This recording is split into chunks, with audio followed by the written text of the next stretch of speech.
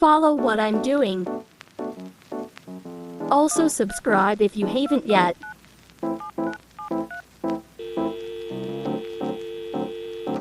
Hey. Pick a map where you want the avatar-like thing to be.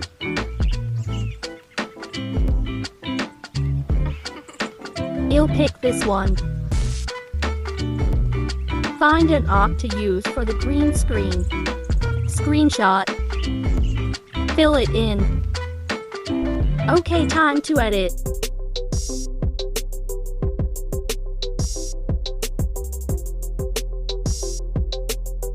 Credits to this person for the green screen.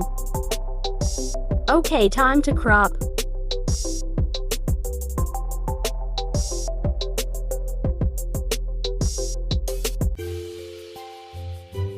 Click chroma key.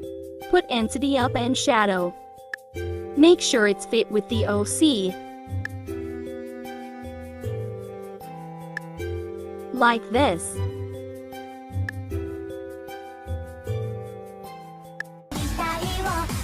I seriously can't explain this, just follow what I'm doing. Also again, make sure it fits.